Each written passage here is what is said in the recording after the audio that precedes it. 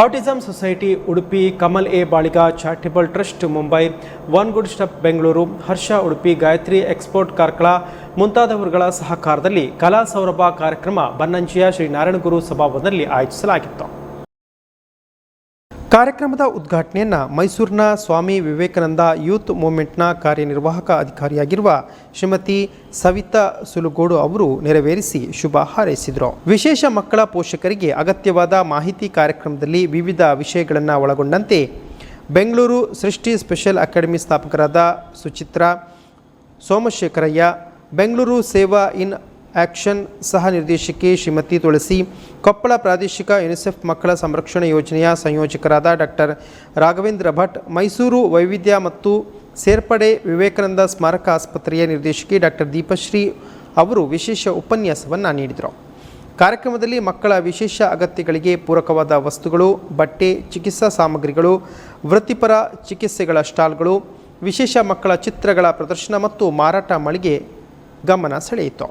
ಕಾರ್ಯಕ್ರಮದಲ್ಲಿ ಉಡುಪಿ ಆಟಿಸಮ್ ಸೊಸೈಟಿಯ ಅಧ್ಯಕ್ಷರಾದ doctor Virupaksha Devaramane, Bengaluru one good step ಸಂಸ್ಥಾಪಕರಾದ ಶ್ರೀಮತಿ ಅಮಿತಾ ಪೈ, ಬೆಂಗಳೂರು ಈಶಾನ್ಯ ಇಂಡಿಯಾ ಫೌಂಡೇಶನ್ನ ಸ್ಥಾಪಕರಾದ ಶ್ರೀಮತಿ ಸ್ವಾತಿ ವಳ್ಳಾಲ್, ಪ್ರಕಾಶ್ ರಿಟೇಲ್ಸ್ನ ನಿರ್ದೇಶಕರಾದ ಅಶೋಕ್ ಕುಮಾರ್, ಮಣೂರು ಗೀತಾನಂದ ಫೌಂಡೇಶನ್ನ managing trustee Anand C Kundar, Samveda ಪೋಷಕರ ಬೆಂಬಲ ಗುಂಪು ASU ಅಧ್ಯಕ್ಷರಾದ ಕೋಟಾ ವಿಶಲ್ ಭಕ್ತ, ಬಡಗಬೆಟ್ಟು ಕ್ರೆಡಿಟ್ ಕೋಪರೇಟಿವ್ ಸೊಸೈಟಿಯ ಅಧ್ಯಕ್ಷರಾದ ಜಯಕರ್ ಶೆಟ್ಟಿ ಇಂದ್ರಾಳಿ, ಡಾಕ್ಟರ್ AB ಬಾಳಿಗ ಸ್ಮಾರಕ ಆಸ್ಪತ್ರೆಯ ನಿರ್ದೇಶಕರಾದ ಡಾಕ್ಟರ್ PV ಭಂಡಾರಿ ಮುಂತಾದವರು ಈ ಸಂದರ್ಭದಲ್ಲಿ ಉಪಸ್ಥಿತರಿದ್ದರು.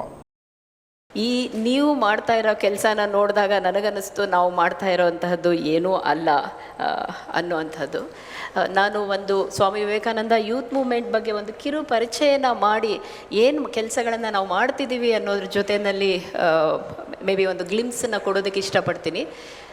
SVYM Swami Vivekananda youth movement ಕಳೆದ 42 ವರ್ಷಗಳಲ್ಲಿ ಕರ್ನಾಟಕದ 31 ಜಿಲ್ಲೆಗಳಲ್ಲೂ ಕೆಲಸ ಮಾಡ್ತಿದೆ. ಆರೋಗ್ಯ, ಶಿಕ್ಷಣ, ಸಬಲೀಕರಣ, ತರಬೇತಿ, ಸಂಶೋಧನೆ ಇದು ಮುಖ್ಯವಾದ ಒಂದು ಏರಿಯಾ ಅಂತ ಹೇಳ್ಬೋದು.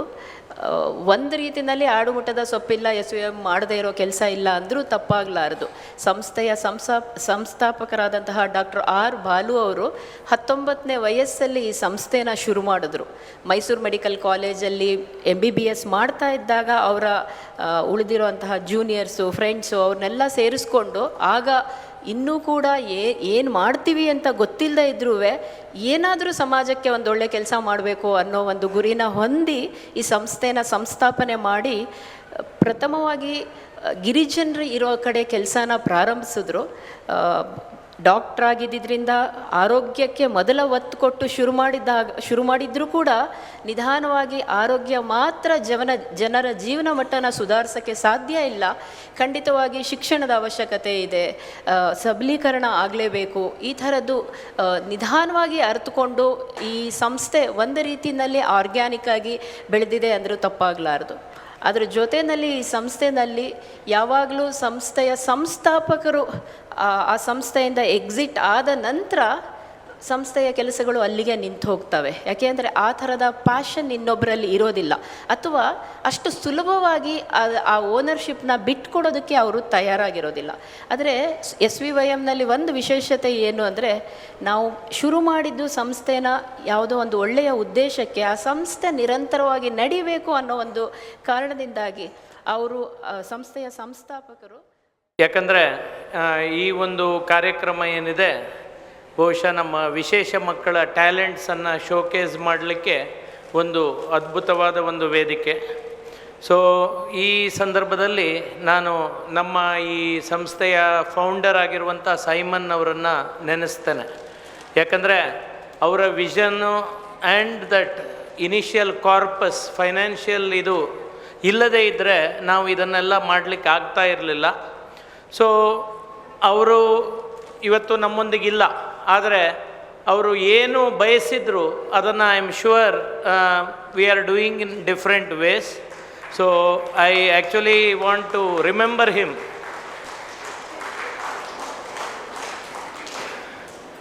ಇವರ ಫ್ಯಾಮಿಲಿ ಮೆಂಬರ್ಸು ಇವತ್ತಿಗೂ ಕೂಡ ನಮಗೆ ಈ ಒಂದು ಕಾರ್ಯಕ್ರಮದಲ್ಲಿ ಆಗಲಿ ಯಾವುದೇ ರೀತಿಯಲ್ಲಿ ಆಗಲಿ ಈ ಒಂದು ಹೆಲ್ಪ್ ಬೇಕಾದಾಗ they have always been there.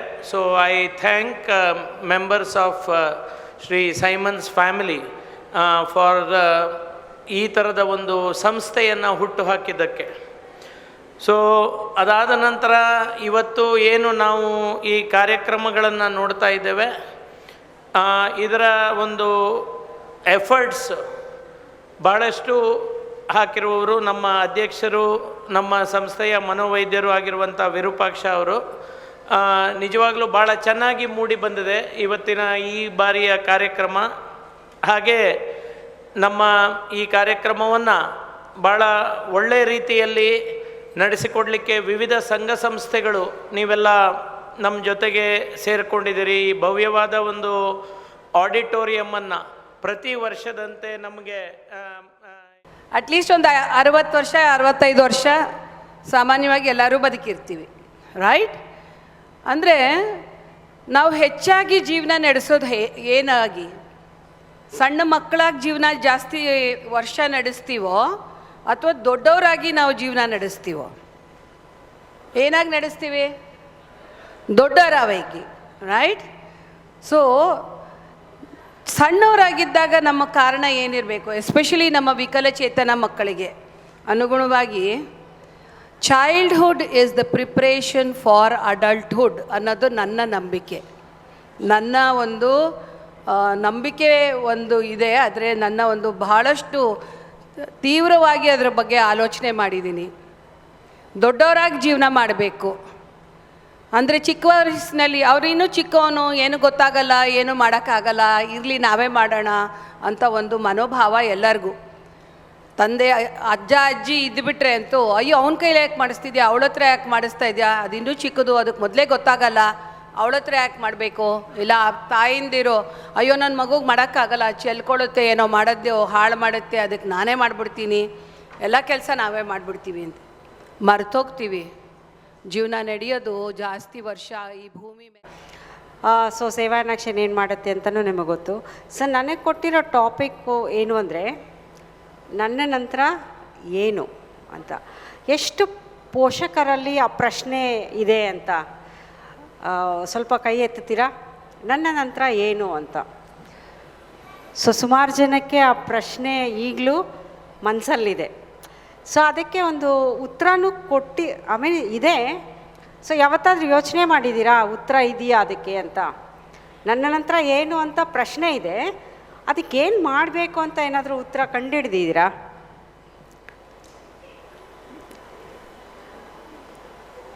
ಇಲ್ವಾ? ಹಾಗಾದರೆ ಸ್ವಲ್ಪ ನೋಡೋಣ ಏನು ಉತ್ತರ ಇದೆ ಅಂತ. ಅದನ್ನು ಹೆಂಗೆ ನಾವು ಕೂಡ ನನ್ನ ನಂತರ ಏನು ಅಂತ ಹೇಳೋಕ್ಕಿಂತ ನಾನು ಇರೋವಾಗಲೇ ಏನು ಮಾಡಬೇಕು ಅಂತ ಯೋಚನೆ ಮಾಡಬೇಕು ಅಲ್ವಾ? ಸೊ ನಾವು ಇರೋವಾಗ ಏನೇನು ಮಾಡಿದ್ರೆ ನಾನಿಲ್ಲದೆ ಇದ್ದರೂ ಕೂಡ ಆ ಮಗುಗೆ ಏನೋ ಒಂದು ವ್ಯವಸ್ಥೆ ನಾವು ಮಾಡಿದ್ದೀವಿ ಅಂತ ನಾವು ಇರ್ಬೋದು, ಅಂದರೆ ತುಂಬ ಮನತೃಪ್ತಿಯಿಂದ ಇರ್ಬೋದು ಅಂತ ಅನಿಸುತ್ತೆ ನನಗೆ. Can we go for the presentation? So ನೀವೆಲ್ಲ ಕೇಳಿರ್ಬೋದು ನ್ಯಾಷನಲ್ ಟ್ರಸ್ಟ್ ಬಗ್ಗೆ. ನ್ಯಾಷನಲ್ ಟ್ರಸ್ಟ್ ಅನ್ನೋದು ಒಂದು ಸ್ಟ್ಯಾಟ್ಯುಟರಿ ಬಾಡಿ. ಅದು ಅಂದರೆ ಅದನ್ನು ಶುರು ಮಾಡಿದ್ದು ಕೂಡ ನಿಮ್ಮಂಥ ಪೋಷಕರೇ.